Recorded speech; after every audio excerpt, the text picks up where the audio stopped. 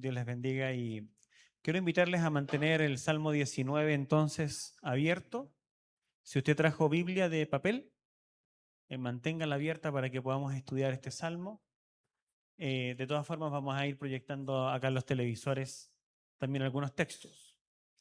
Eh, Hoy día no me tocaba predicar a mí, le tocaba a nuestro hermano Christopher Flores y anoche me escribió que estaba enfermo, así que vamos a orar por él, por Débora, por las niñas, que si se fijan no están con nosotros hoy día, seguramente porque nuestro hermano no está muy bien de salud. Así que juntamente con orar para que Dios nos permita entender su palabra, vamos a también orar por Christopher para que el Señor también le pueda bendecir. ¿Les parece bien? ¿Ya? Me acompañan entonces orando. Señor, primero darte gracias por este lugar y por el hecho de estar en este momento congregados, apartando un tiempo precioso para ti, porque te lo mereces, porque eres el Señor de nuestra vida y nuestra semana no es igual si no es compartiendo con los hermanos junto a ti. Entonces te damos gracias. Queremos pedirte que en esta mañana nos alumbres el corazón por medio de tu palabra y nos guíes a una adoración a ti en nuestra vida 24/7 más profunda. Y tercero, queremos orar en favor de Christopher y de su esposa Débora y de sus hijas y pedirte que tú le restablezcas y lo ayudes. En el nombre de Jesús. Amén. Bueno, Christopher iba a predicar en el Salmo 19, así que vamos a tomar el Salmo 19 para poder entenderlo. Y le he puesto un título para poder ayudarnos a entender este Salmo, un título muy simple en realidad, perfectible todo el rato porque no tuve mucho tiempo de pensarlo, pero yo creo que sí apunta al corazón de lo que aquí está en el Salmo 19. Y el título de este mensaje es Un corazón, o pidiendo por un corazón tierno y sensible. ¿Ok? Vamos acá se ve un poco, los de allá no ven mucho, pero acá dice un corazón tierno y sensible.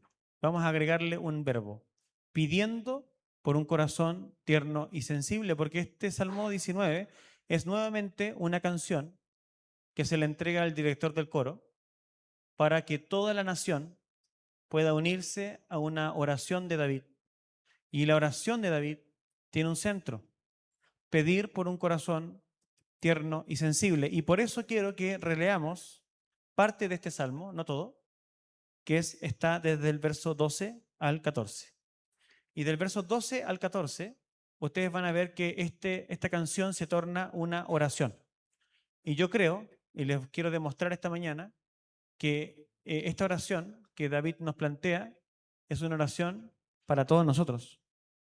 Él la entrega al director del coro porque él entiende que es una oración que la nación de Israel, que la iglesia debe hacer, porque acá se esconde el alma de la vida cristiana. ¿Ok? Miren, atentos con estos versículos. Verso 12 dice así: ¿quién puede discernir sus propios errores? No sé si tú puedes responderte en tu corazón. ¿Quién puede discernir sus propios errores? Absuélveme de los que me son ocultos. Verso 13. Guarda también a tu siervo de pecados de soberbia, que no se enseñoreen de mí. Entonces seré íntegro y seré absuelto de gran transgresión. Sean gratas las palabras de mi boca y la meditación de mi corazón delante de ti. Oh Señor, roca mía y redentor mío. No hay nada peor para una relación de amor que la insensibilidad. No hay nada peor que la arrogancia. Y la arrogancia se demuestra a través de no darte cuenta de lo que le hace mal al otro. los que hemos emprendido alguna relación a largo plazo, ya sea los que pololean harto o los que estamos casados, sabrán que algo que daña nuestra relación, vamos a decirlo en un formato adulto, si algo mata el sexo, es que el otro no te entienda. ¿O no es así? ¿Quién quiere estar con una persona que no lo entiende?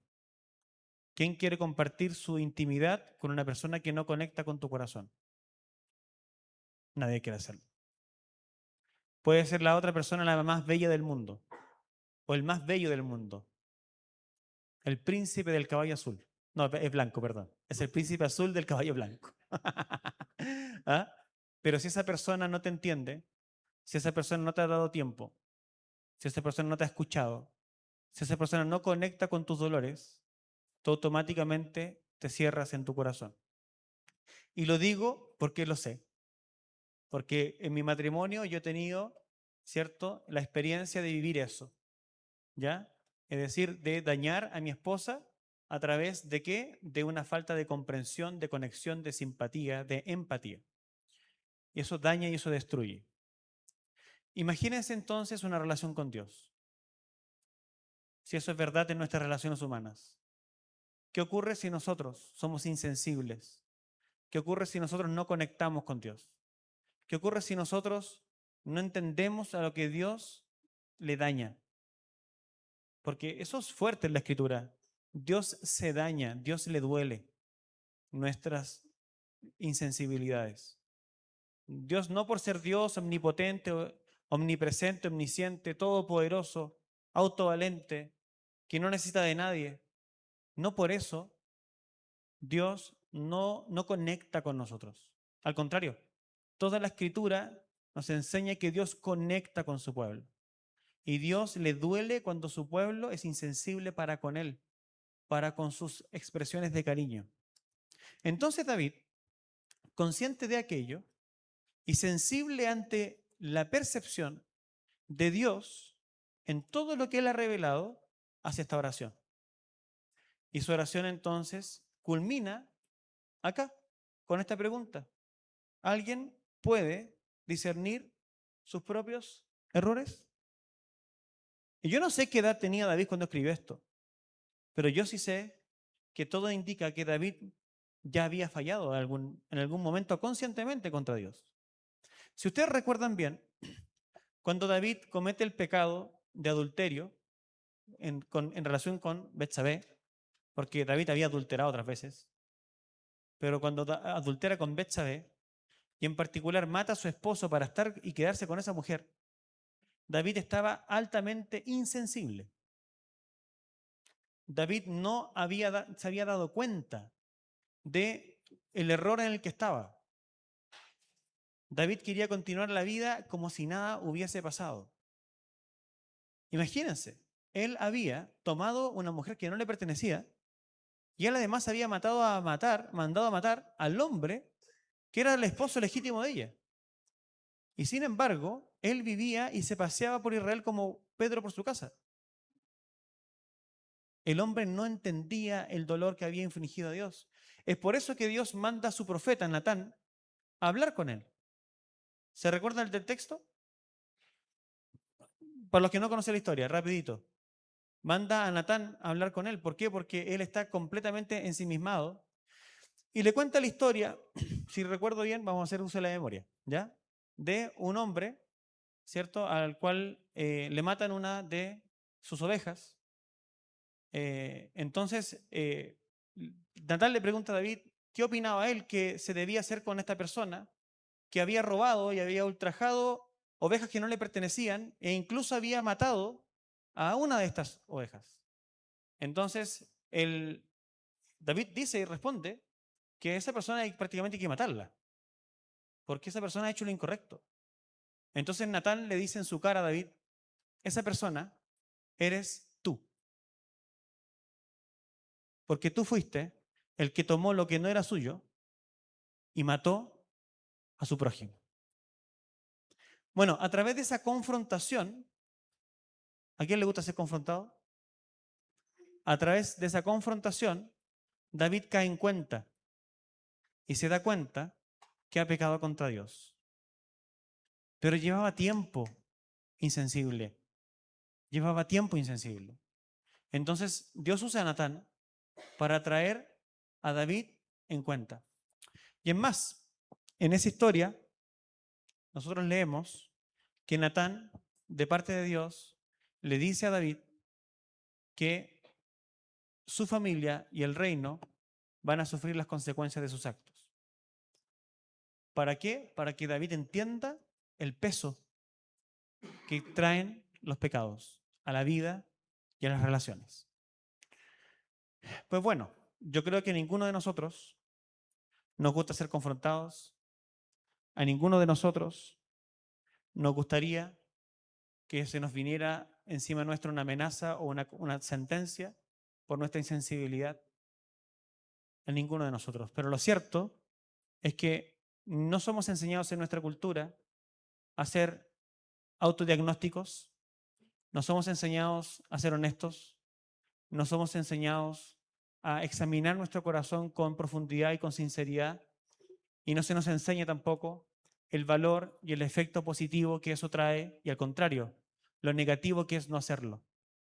Cuando nosotros vivimos insensibles, cuando nosotros vivimos con nuestro corazón cerrado, cuando no permitimos ver desde la vereda del otro, nuestro corazón entra en una espiral descendente y las relaciones se dañan y las relaciones se fracturan y la intimidad se pierde. Y David entiende eso y por eso escribe este salmo. Porque él entiende que él necesita ser librado de sus zonas, de sus áreas ocultas, de sus zonas ciegas, de sus puntos ciegos. Y David está, a través de esta pregunta retórica, diciéndonos a todos nosotros, tú también los tienes.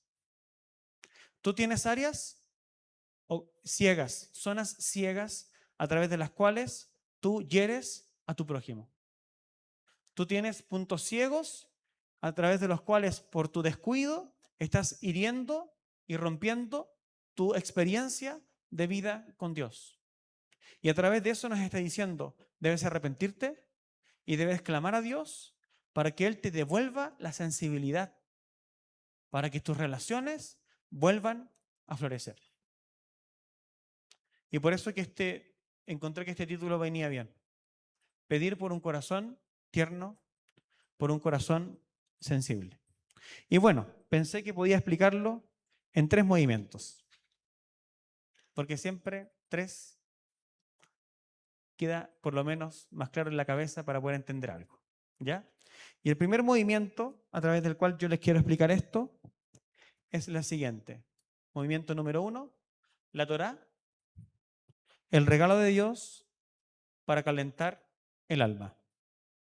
Ya se los voy a explicar, pero primero quiero que lo lean para que empiecen a captar las palabras que están acá.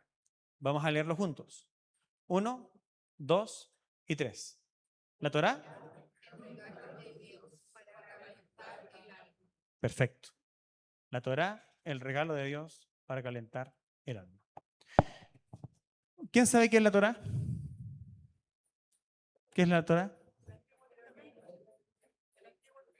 ¿Qué? ¿La ley? ¿Qué dice usted, Jimena? Los primeros 5 de la Biblia, los primeros 5 libros de la Biblia, dice la hermana Gémima. ¿Cierto? Efectivamente, ¿cierto? La Torá significa instrucción. ¿Ok? Y normalmente se entiende que la Torá, del punto de vista técnico, son los primeros 5 libros de la Biblia. ¿Ok? Es decir, es donde está contenida la ley. La ley a través de narrativas, a través de leyes, a través de prohibiciones, a través de órdenes respecto de lo que se debe hacer. Pero he comenzado con esta pregunta porque efectivamente quiero decirles que la Torá no es solo eso. La Torá, cuando uno intenta de repente significar las cosas desde un punto de vista técnico, pierde el alma de lo que son las cosas. ¿Ok? Y si bien la Torá es la ley, porque efectivamente lo es, si bien la Torá tiene que ver con testimonios, la Torá tiene que ver con una narrativa en donde Dios entra en alianza con su pueblo, la Torá, en este sentido, acá por David mencionada, tiene que ver entonces, obviamente, su sentido etimológico es instrucción, es enseñanza, es dirección. Pero acá lo que hay en el Antiguo Testamento, cuando se habla de la Torá, se habla o se debe entender al menos tres cosas. Les voy a explicar cuáles son estas tres cosas. Se las voy a mostrar en el texto y luego les voy a decir algo que es potente, y es que Jesús es la Torá encarnada. ¿Ok? Jesús es la Torá encarnada. Pero para poder llegar a decir que Jesús es la Torá encarnada, vamos a hacer el proceso. Tres cosas que debemos entender de la Torá. Más allá de que técnicamente sean los primeros 5 libros de la Biblia, en donde está la ley, efectivamente. ¿Ok? Uno, es un camino señalado. La Torá es un camino señalado. Y lo que quiero decir con esto es que la Torá no es solamente un código penal. Normalmente cuando se habla técnicamente de la Torá, se hablan, como les digo, de obligaciones, prohibiciones, no matarás, no harás esto, pagarás los impuestos tal día, dejarás libre al esclavo después de tantos años, como los rituales de limpieza, etcétera. Un montón de cosas que salen en el Antiguo Testamento que nos pueden hacer creer de que la relación con Dios se trata de normas específicas que tenemos que cumplir para que entonces podamos estar bien y seamos aceptados por Dios. Pues no, eso sería reduccionista. Es más que eso. Es un camino señalado para una relación saludable. Dos, es formación, es discipulado. La Torá es discipulado. Es decir, no es solo haz esto, no es solamente no hagas esto, es relaciónate conmigo y aprende a vivir la vida que a mí me agrada. Es como Dios diciéndonos, si quieres disfrutar de la intimidad conmigo, aprende a vivir conmigo en los códigos de las cosas que a mí me agradan. Yo soy el Dios que se entrega por ti, que te liberta, que paga el precio para que tú salgas de Egipto, de la esclavitud del pecado. Ahora tú vive delante de mí, sé perfecto, ¿cómo? Viviendo de esta forma. Así son las cosas como a mí me gustan. Te invito a una relación, te invito a un caminar juntos. Tercero, un pacto relacional. Un pacto relacional. Es Dios enseñando a su pueblo a cómo vivir como pueblo suyo. Entonces, vamos a darnos cuenta de que en el Salmo 19, por favor, ahora sí, vamos al Salmo 19. Vamos a encontrar algo interesantísimo. Vamos a encontrar ciertas expresiones de David que él hace en relación a la Torá. Vean por favor el verso número 7 en adelante. Vamos a encontrar muchos sinónimos de la Torá. Y los sinónimos que David ocupa son la ley, vean lo que sigue ahí, el testimonio, los preceptos, el mandamiento, los juicios. Verso número 7, la ley del Señor es perfecta. Después, el testimonio del Señor es seguro.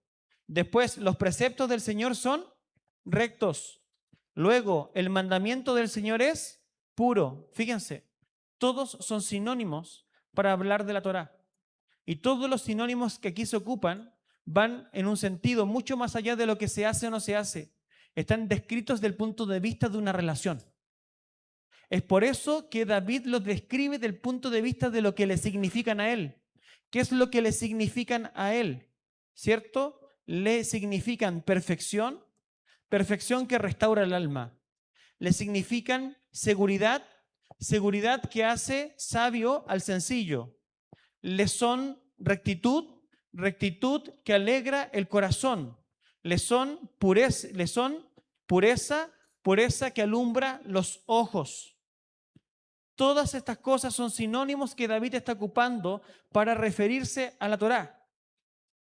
Pero lo que yo he dicho es que la Torá es el regalo de Dios para calentar el alma. ¿Por qué? Porque esta canción David la coloca de forma poética. Y él está haciendo un paralelismo entre esta Torá, que es la ley de Dios, que son estos mandamientos de Dios, que son los códigos a través de los cuales conocemos el carácter de Dios. ¿Y saben contra qué lo está comparando? Lo está comparando, está haciendo una analogía con el sol. Con el sol. Desde los versículos 1 al versículo número 6, David comienza con una oda a la creación. Y no es que simplemente David esté fascinado con la creación, fascinado con la perfección de la creación.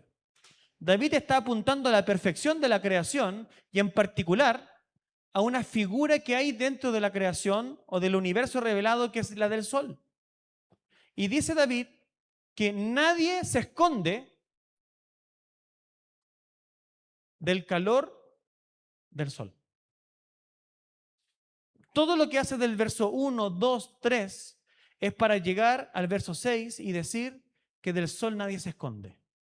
Vamos al texto para que lo podamos ver y podamos ver cómo esto va creciendo en significado para llegar a nuestro punto. Dice David lo siguiente. Vamos del verso 6, 1, vamos a leer el verso 6 y luego tomamos desde el 1, rápidamente. Verso número 6. Léanlo juntos para que nadie se quede dormido. Que esta parte tienen que agarrarla, vamos. Verso 6. Ya, los que no tengan ese televisor, leen su teléfono o su Biblia. Ya, 1, 2 y 3. De un extremo.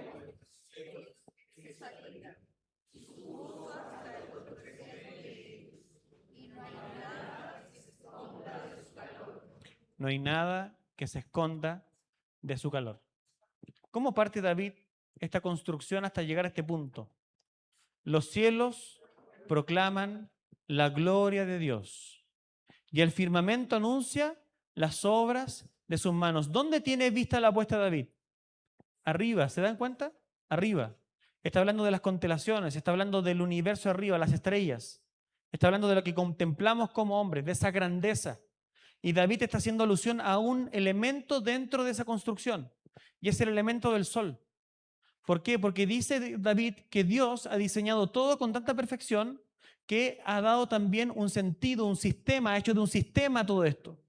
Es un sistema a través del cual, ¿cierto?, nuestra experiencia humana rota o gira en relación a días que van traspasándole uno a otro, ¿cierto?, una especie como de mensaje. Un día le comunica a otro un mensaje y el portador de ese mensaje, esa persona a través del cual toda la experiencia humana y de la creación danza, es la del sol. Porque el sol está puesto como uno de los astros en ese firmamento que hace que toda la vida se construya y a través de ese sol la creación obtiene su vida, su sentido, su ciclo, su salud. Y entonces David termina diciendo, nadie se puede esconder del calor del sol. ¿Por qué David hace eso? David hace eso para enseñarnos de que así como el orden creacional tiene un sentido y un diseño, la vida moral también. Así como el universo tiene un sentido y nosotros hacemos calendarios para poder ubicarnos en las diferentes estaciones y temporadas, David va a decir lo siguiente: la Torá, la ley del Señor, el testimonio del Señor, el precepto de Dios que restaura el alma, que es perfecto, que alegra el corazón, ¿cierto? Todo eso también tiene un sentido, está colocado allí para ser el sol que alumbre nuestro camino y nuestras relaciones. ¿En relación a quién? A Dios y al prójimo. Es decir, David te está diciendo lo siguiente: serías un estúpido si tú desconocieras el sentido que el sol tiene, desconocieras cómo el sol le da sentido a las estaciones del año, cómo el sol nos orienta en relación a la siembra, a la cosecha, cómo el sol constituye un orden en todo lo que hacemos. Así como una persona natural que desconozca el valor del sol sería una persona ciega y sería una persona con sus sentidos limitados, también lo es una persona que desconoce y menosprecia la Torá. Quien desconozca y desprecie la Torá no podrá caminar con Dios, se tropezará, se autodestruirá.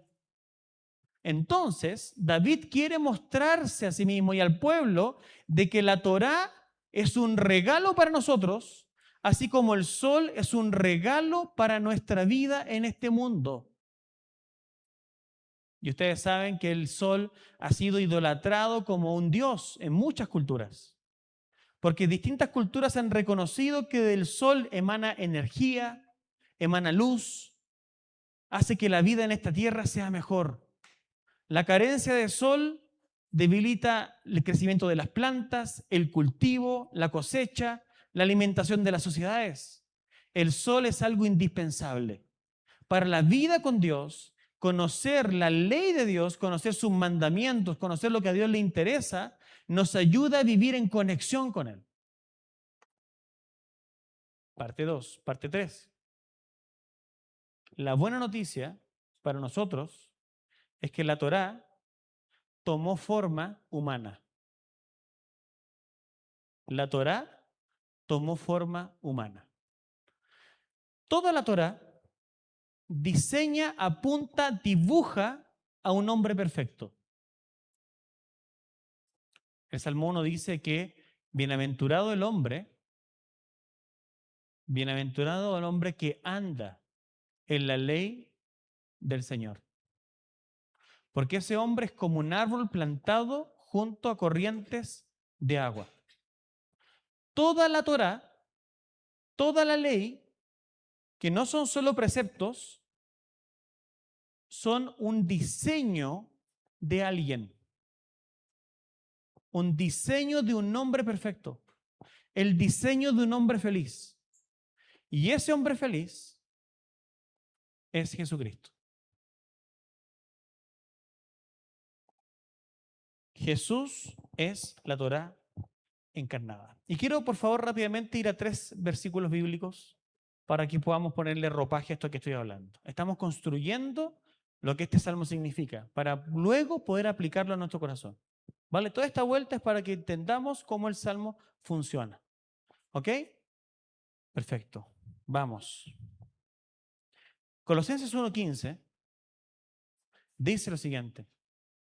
Dice que Jesús, vamos a leerlo acá, Colosenses 1:15, que Jesús es el primogénito de toda la creación. Jesús es el primogénito de toda la creación. Colosenses 1:15. La imagen del Dios invisible, el primogénito de toda la creación. Vamos a Juan 1:1. En el principio era el verbo era con Dios y el verbo era Dios. ¿Y qué dice Juan 1:14? Y el verbo se hizo carne y habitó entre nosotros.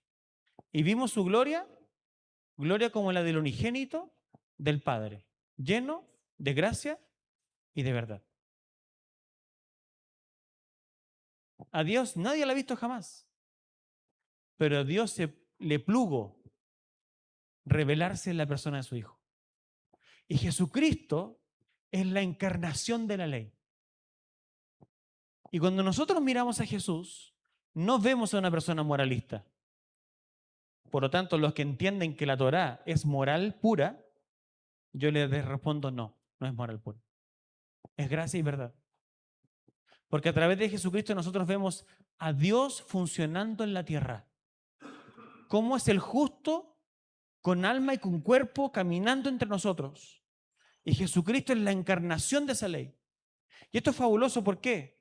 Porque dice Hebreos que Dios habló muchas veces a los padres por los profetas, pero que en los postreros tiempos nos ha hablado a través del Hijo, a quien constituyó heredero de todas las cosas. Jesucristo es, dice Hebreos entonces, tan relevante como la revelación de lo que Dios le agrada, que incluso llega a ser mayor que Moisés, por medio de quien la Torá vino.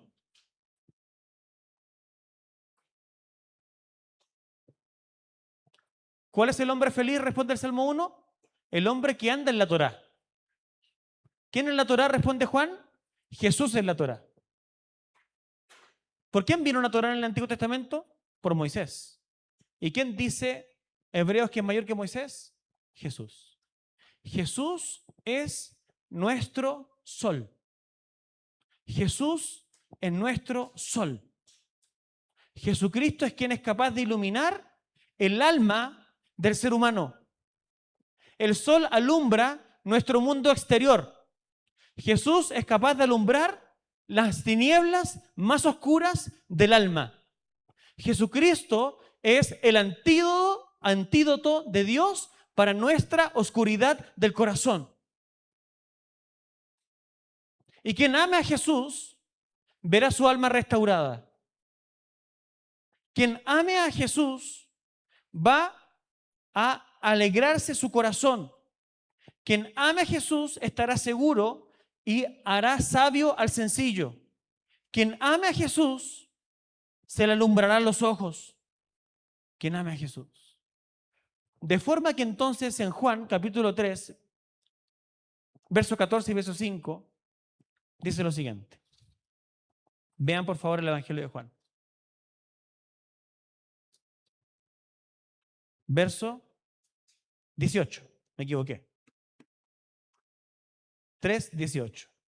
El que cree en Él no es condenado. Pero el que no cree ya ha sido condenado, porque no ha creído en el nombre del unigénito Hijo de Dios. Y fíjense ahora la analogía que hace Juan. Verso número 19. Y este es el juicio, que la luz, ¿qué es el sol? Es luz. Este es el juicio, que la luz vino al mundo y los hombres amaron más las tinieblas que la luz, pues sus acciones eran malas. Movimiento 1. ¿Qué dije? La Torá, el regalo de Dios para calentar el alma. Jesús es el regalo de Dios para calentar el alma. Vamos al movimiento 2. Vamos a avanzar. Movimiento 2. 2 caminos, un mapa afectivo claro. 2 caminos y un mapa afectivo claro. Quiero que vuelvan por favor al Salmo 19. Y quiero que veamos lo que David está haciendo. David está construyendo un camino de felicidad. David está construyendo un camino de regocijo, un camino de restauración, un camino en donde el hombre puede estar bien, contento, feliz. Pero al mismo tiempo que lo hace, él está también en contraste diseñando qué le pasa al corazón. Que no sigue la Torá.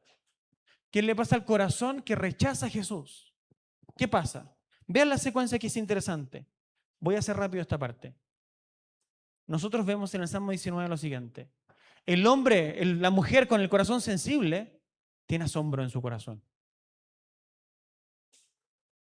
Tiene asombro en su corazón.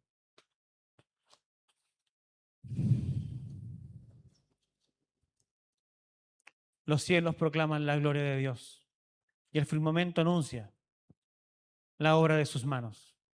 Un corazón sensible, un corazón que percibe a Dios. Asombro. Hay deleite. Este hombre se deleita, este hombre es dócil. Este hombre es tan dócil que termina al fondo diciendo, Señor, ¿sabes qué? Examina mi corazón. Asombro, deleite, docilidad. Examíname, limpieza, Señor, límpiame de las cosas que me son ocultas. Señor, líbrame de estos pecados. ¿Por qué? Porque me pueden subordinar, me pueden dominar. Vean por favor el verso 13. Guarda también a tu siervo de pecados de soberbia, que no se enseñoreen de mí. Señor, hay cosas que yo no soy capaz de ver. Líbrame de ellas para que estas cosas no se enseñoreen de mí. En la docilidad de este hombre, él quiere apartarse de cualquier cosa que pueda apartarlo de este Dios que lo ha abrazado y que lo ama. Y así, Señor, líbrame de la caída. Por eso que dice, entonces seré íntegro y seré absuelto de gran transgresión. Pero si nosotros miramos esto de manera contrastiva o contrastante, no sé qué palabra sería la mejor, o si la primera existe, ¿ya? ¿Existe? ¿Sí? La segunda existe. Mi profesor Campuzano dice que la segunda existe. Ya. Eso fue para los más antiguos. El Campuzano nadie lo conoce los jóvenes. Ya. Se me cayó carnet. Al revés, ¿qué es lo que nosotros tenemos acá? Si uno tenía asombro y tenía deleite, en contraste, indiferencia. En contraste, resistencia. En contraste, si uno quiere ser examinado, el otro se autojustifica. En contraste, si uno quiere que le vean las partes ocultas para poder orientarlo y sacarlo del camino peligroso, el otro tiene ceguera. Si uno quiere ser librado de lo oculto para que no lo domine, el otro está dominado. Y por último, si en el otro existe la expectativa de agradarse en el Señor y que sus pensamientos le sean agradables, el otro simplemente cae y se debilita. ¿Ven que el Salmo 19 tiene un mapa afectivo claro? Los afectos están en el centro de la narrativa del salmista. Solo si les cabe duda, vean por favor lo que dice el versículo 10. Deseables más que el oro. Pongámoslos en palabras del Nuevo Testamento. Jesús es más deseable que el oro. Sí, más que mucho oro fino. Más dulce que la miel y que el destilar del panal. ¿Están los afectos acá comprometidos o no? Totalmente. Los afectos en la vida del creyente están totalmente comprometidos.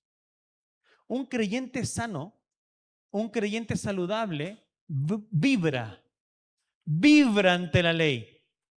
Sus afectos vibran. Un cristiano ante la presencia de Jesús, vibra su corazón. Vibran sus emociones. Se le paran los pelos de la piel. Su boca se llena de canto. La noche oscura se llena de esperanza, porque Jesús está allí. Y entonces Juan nos va a decir y nos va a hacer sentido lo siguiente, que aquellos que han sido renovados y son sensibles en su corazón a la persona de Jesús, se acercan a Él para que sus obras sean conocidas de que han sido hechas en Dios. Pero los que aborrecen la luz de este sol majestuoso y justo, se esconden y entonces reciben condenación. Un mapa afectivo claro para mostrarnos el estado de nuestro ser espiritual. Movimiento 1. La Torá, Jesús, el regalo de Dios para calentarnos el alma.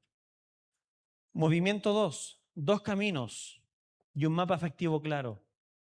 ¿En cuál camino tú estás? ¿Cuál camino te identifica? El camino de la rectitud, del deleite, del gozo, del examíname, Señor, y saca todo lo que está dentro y que lo que está oscuro tú lo alumbres y lo ciego lo quiero ver, porque, Señor, quiero que mi meditación sea agradable delante de ti. O, pastor, termina el sermón. Movimiento 3.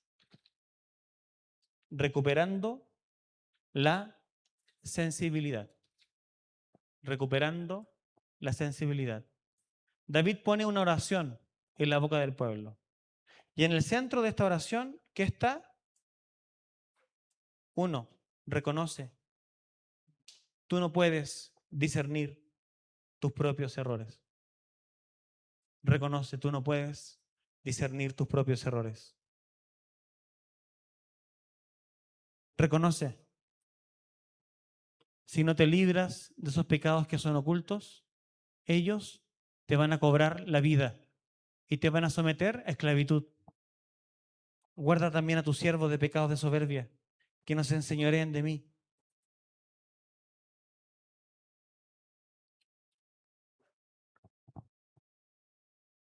¿Cómo se recupera la sensibilidad? Y quiero trabajar en una conclusión que me va a tomar algunos minutos, pero que es importante mostrarla. Y quiero que hagamos dos cosas. Vamos a Romanos 1 y luego, aprovechando que los jóvenes estuvimos de retiro con Santiago, vamos a Santiago 4. Porque yo les quiero mostrar qué pasa con un corazón insensible. Vamos a Romanos 1. Porque lo que queremos ver es cómo se recupera la sensibilidad. Pero miremos lo que la insensibilidad genera. Vamos a Romanos 1. Para calentarnos el cuerpo. Y por otra parte, Él está dichoso de Jesús, de la ley, que fue revelada a nosotros para calentarnos el corazón, el alma. Y entonces, Pablo le escribe a los romanos y dice lo siguiente. Dice, pues aunque conocían a Dios, Verso 21. No lo honraron como a Dios ni le dieron gracias, sino que se hicieron vanos en sus razonamientos. Mira qué importante. ¿Por qué? Porque la cadena de caída que Pablo está armando es la siguiente: que las personas no perecen por ignorancia, las personas perecen porque son resistentes. Las personas no perecen por ignorancia, las personas perecen porque son resistentes. Dice que aunque conocían a Dios, todas las personas conocen a Dios desde el punto de vista experimental de ver a Dios en la creación como un diseñador absoluto y perfecto. No lo honramos, no honraron como a Dios ni le dieron gracias, sino que se hicieron vanos en sus razonamientos y su necio corazón fue entenebrecido. Es todo de lo cual David quiere ser librado. Señor, líbrame de los pecados ocultos. Y acá, ¿qué es lo que pasa con el hombre que rechaza a Dios? Su corazón se le entenebrece. Deja de percibir, deja de ser sensible. Entonces, profesando ser sabios, nosotros mismos nos volvemos necios. Pero la ley del Señor hace sabio al pequeño. Fíjense ustedes el contraste. Y cambiaron la gloria del Dios incorruptible por una imagen en forma de hombre corruptible, de aves, de cuadrúpedos y de reptiles. Es decir, el corazón del hombre que es insensible se torna tosco en sus pensamientos y hace de las cosas creadas un Dios. Y se torna entonces como ellos. Los dioses, dice Isaías, que hacen ellos, no palpan, no tocan, no huelen, no ven. Y dice entonces el Salmo 115, si no me equivoco, sean así todos los que ante ellos se inclinan. Nos volvemos como nuestros ídolos. Por lo cual, Dios, verso 24, los entregó a la impureza en la lujuria de sus corazones, de modo que deshonraron entre sí sus propios cuerpos. Un corazón insensible, un corazón que no tiene a luz como al Señor Jesús como la luz de su vida. ¿Qué es lo que ocurre? Cambia la gloria de Dios por sustitutos. Y entonces, ¿qué ocurre? Dios los entrega a pasiones desordenadas. ¿Cómo podemos saber si nuestro corazón está correctamente alineado? La lujuria del corazón, ¿está dominada o no está dominada? Verso 24. Por lo cual Dios los entregó a la impureza en la lujuria de sus corazones. ¿Cómo anda la lujuria del corazón? Es un termómetro para establecer la realidad de nuestra alma. De modo que deshonraron entre sí sus propios cuerpos. ¿Cómo tratamos nuestro cuerpo? ¿A quién le entregamos nuestro cuerpo?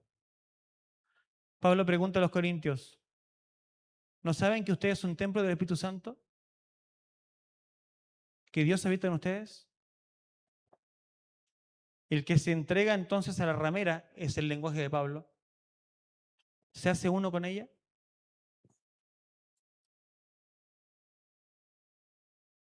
Porque ellos cambiaron la verdad de Dios por la mentira y adoraron y sirvieron a la criatura en lugar del Creador, quien es bendito por los siglos. Amén. Romanos 1 nos muestra qué pasa con un corazón sin Dios. Que un corazón sin Dios pierde la sensibilidad. Un corazón sin Dios se envanece en sus razonamientos. Un corazón sin Dios vive idolátricamente. Un corazón sin Dios cae y es prisionero de la lujuria. Un corazón sin Dios maltrata su cuerpo porque no entiende que es un templo de Dios. ¿Solo eso? Santiago capítulo 4. Pablo está describiendo en Romanos 1 al ser humano sin Dios, aquel que ha rechazado de cara el Evangelio. Pero Santiago va a describir al creyente que abrazó el Evangelio, pero ¿saben qué le ocurrió? Lo dejó atrás. Al cristiano que abrazó el Evangelio y lo dejó atrás. y ya el evangelio no le significa muchas cosas. ¿Qué pasa con esa persona? Santiago capítulo 4. Tema de nuestro campamento con los jóvenes. Verso 1. No, perdón. A ver, déjenme leer acá. Estoy en Pedro, nada que ver. Dije Santiago, se puso raro. Ahora sí. Capítulo 4, verso 1. ¿De dónde vienen las guerras y los conflictos entre ustedes? ¿No partimos así el mensaje? ¿Qué pasa con las relaciones que se rompen y se destruyen? Son relaciones en las cuales la insensibilidad tomó el lugar y donde ya no me importa lo que el otro siente. Y entonces Santiago se pregunta, ¿de dónde vienen entonces los problemas entre ustedes? En sus matrimonios, sus relaciones entre hijos y padres, entre hermanos de la misma iglesia, entre los vecinos. ¿De dónde vienen las guerras y los conflictos entre ustedes? Y la respuesta es totalmente afectiva. Igual que en el Salmo 19, totalmente afectiva. Los afectos están en el corazón, en el centro. No vienen de las pasiones que combaten entre sus miembros. Es decir, cosas que pasan dentro de su corazón que ustedes no gobiernan. Es decir, que sus emociones y sus pensamientos realmente toman cuenta de ustedes y los subordinan. Y ustedes entran en esas dinámicas de autodestrucción y no tienen un freno de mano y se van hasta que la relación se destruye completamente y se termina a gritos y se termina con enojos que duran días y se termina con un corazón apretado y rencoroso. Verso 2. Ustedes codician y no tienen. La codicia es hermana de la lujuria. Ustedes codician y no tienen. Por eso cometen homicidio. Es decir, se matan con el pensamiento y con la palabra. Por eso son envidiosos y no pueden obtener. Por eso combaten y hacen guerra. No tienen porque no piden. Y piden y no reciben porque piden con malos propósitos para gastarlo en sus placeres. De nuevo, ¿qué es lo que está en el centro? Los afectos. Afectos desordenados. Es por eso que David coloca esa canción en nuestros labios, para enseñarnos a pedir que Dios nos muestre lo oculto que hay en nuestro corazón. Para que Dios nos sensibilice y nos muestre nuestras zonas ocultas, ciegas, que no vemos. Nosotros pensamos de nosotros mismos bien.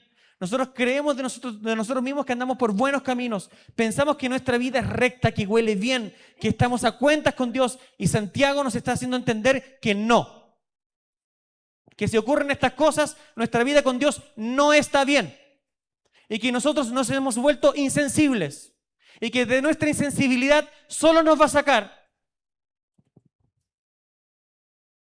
el verso 8. Acérquense a Dios y Él se acercará a ustedes. Limpien sus manos, pecadores, y ustedes de doble ánimo purifiquen sus corazones. Aflíjanse, lamentense y lloren. Que su risa se convierta en lamento y su gozo en tristeza. Humíllense en la presencia del Señor y Él los exaltará. Y hemos llegado a la conclusión de nuestro mensaje.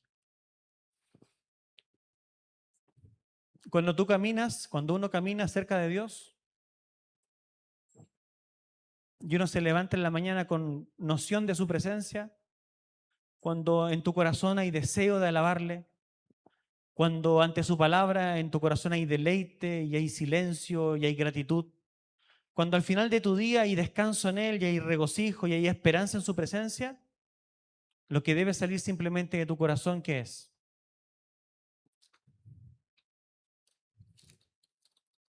Sean gratas las palabras de mi boca y la meditación de mi corazón delante de ti. Oh Señor, roca mía y redentor mío. Solo hay deleite y hay paz. Y si no hay eso, ¿qué ocurre? Nuestro corazón se ha vuelto insensible. ¿Y cuál es la solución para la insensibilidad? Y he querido traer esta parte de conclusiva del mensaje porque es algo que hablamos con los jóvenes en el retiro y que creo que es algo en lo cual toda la iglesia debe estar alineada. Cuando nuestro corazón se ha vuelto insensible, nosotros tenemos que entrar en un periodo de humillación. Es distinto. Es en un periodo de humillación. En un periodo de que tu alegría se convierta en llanto. ¿Por qué? Porque los afectos se entrenan. Y los afectos de una persona insensible se perdieron. Y deben volver a ser entrenados. Una persona que abrazó a Jesús y luego se entrega a la vida de pecado, dice el autor de Hebreos, no hay otro sacrificio que hacer por sus pecados. Léanlo. Hebreos 10, 11, todo para adelante. No hay otro sacrificio que hacer por sus pecados. ¿Qué significa eso? Es más, Hebreos dice lo siguiente, sino que la única expectativa que tiene esa persona es una horrenda expectación de juicio. ¿Por qué? Porque una persona, uno mismo, cuando cae en pecado, 1, 2, 3, 5 veces, y empieza a acostumbrarse a esa vida, y empieza a justificarse en su mente, los afectos que el Espíritu Santo coloca en nosotros de forma natural por causa de la conversión se extinguen. Por eso que Pablo dice, no apaguéis el Espíritu. No apaguéis el Espíritu, porque los afectos se entrenan. Y Santiago ha comprendido que esta persona no prosperará. La persona de doble ánimo no prosperará. La persona que un día está contenta y después está triste, y después está contenta y después está triste, y después está contenta y después está triste, y no sabe con qué satisfacerse, no prosperará. Dios no creó al cristiano en Jesucristo para vivir así. Lo creó para vivir satisfecho y gozoso en el Espíritu Santo. Y si mi vida no es así, es un diagnóstico que la palabra de Dios te hace para darte cuenta de que tú has caído en insensibilidad. Y pastor, y si estoy en insensibilidad, ¿qué debo hacer? Debes llorar. Debes humillarte. Debes dejar de reírte por las cosas que te ríes y empezar a cuestionarte de que te estás riendo por cosas que no convienen. Y reentrenar todos tus afectos. ¿Y cómo se entrenan esos afectos, pastor? Con ceniza en la cabeza. Con las vestiduras rasgadas. ¿Qué es eso en el Nuevo Testamento? Pasa tiempo con Dios. Dale tiempo al ayuno. Dale tiempo a la oración. Confiesa tus pecados con tus hermanos. Pide ayuda. Clama a Dios. Querido hermano, te quiero decir una cosa. Yo no soy tu referencia. Ni ninguno de ustedes que está aquí es referencia del otro. Nuestra referencia es Jesús. Ustedes pueden decir, no, pues si yo miro al pastor no estoy tan mal. No, es que mi vida tampoco es muy buena. Yo necesito rectificación. Yo necesito humillarme. Yo necesito que Dios me limpie. Yo necesito una conciencia más limpia. Yo necesito abandonar muchos pecados. Entonces no me mires a mí. Ni mires a otro que te caigas bien. Mira a Jesús. Y delante de Jesús, que es el hombre y la Torá encarnada, ahí sí evalúate. Y pregúntate, ¿me quiero acercar a Jesús para que todos mis pecados sean descubiertos y yo me pueda arrepentir de ellos y ordenar mi vida delante de Él? ¿O yo huyo de Jesús? ¿Huyo de Jesús? ¿Cómo huyo de Jesús? Vengo el domingo para pasar piola. Y para decirme a mi alma que está bien, que estoy bien, estoy yendo a la iglesia. De vez en cuando leo la Biblia. De vez en cuando me escucho una canción por ahí. De vez en cuando converso de forma cristiana con alguien y no digo garabatos. Entonces me convenzo de que mi vida está como más o menos bien. Pero la vida de que el salmista nos está hablando es una vida en donde la ley, donde el Señor Jesucristo te restaura el alma, te hace sabio, te llena el corazón de alegría, te llena de esperanza. Y entonces el salmista dice que es bueno vivir en el temor de Jehová. Es bueno vivir en el temor del Señor. Es decir, él entiende que el ambiente de la ley de Dios, de la comunión con Dios, es un ambiente seguro. Un ambiente que te hace bien, un ambiente que te restaura. Y si a nosotros nos ha dejado de latir el corazón por esto, la receta de Santiago, ¿cuál es? Acérquense a Dios y Él se acercará a ustedes. Limpien sus manos, pecadores. Y ustedes de doble ánimo, purifiquen sus corazones. Aflíjanse, lamentense y lloren. Que su risa se convierta en lamento y su gozo en tristeza. Humíllense en la presencia del Señor. Y gracias a Dios, Santiago, que parece que está malhumorado, termina con una buena noticia. Y Él los exaltará. Porque al que se humilla encuentra misericordia. Pero al soberbio Dios lo mira desde lejos. Y Santiago está diciendo lo siguiente, que la base del fracaso es la soberbia del corazón. Y la evidencia de la soberbia del corazón es un conflicto en los afectos. Y David ora ¿para qué? Para ser librado de la soberbia. Nosotros necesitamos lo mismo. Les quiero invitar a que cantemos una alabanza en forma de oración. Quiero invitar a los chicos que vengan acá al frente. Primero lo vamos a hacer así. Hagamos un ejercicio espiritual todos juntos. Escuchemos esta canción y transformémosla en nuestra oración.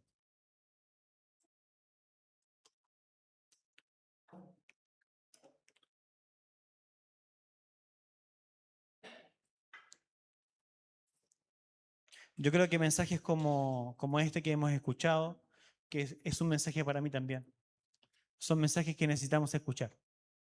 Porque a veces nosotros, ¿saben qué hacemos? Minimizamos el pecado a la luz de la gracia. Pensamos que basta con, Señor, perdóname. Pensamos que basta con una oración así como sí, Señor, sí, estoy mal. Y Santiago nos muestra un camino distinto. Nos muestra el camino de recuperar los afectos. Y para recuperar los afectos, los buenos afectos, debemos matar los afectos que están mal enraizados y mal encaminados. Por eso que esa risa que se produce por la insensibilidad espiritual debe ser cambiada en lamento, según Santiago. Y esta canción, ¿cómo se llama, Bernabé, esta canción? Aquí estoy. ¿Aquí estoy? Aquí estoy. Vamos a escucharla, es una canción de confesión. Y yo les quiero invitar a que esté en nuestros labios esta mañana antes de irnos a nuestros hogares. Vamos a escucharla y luego nos ponemos de pie y cantamos todos juntos.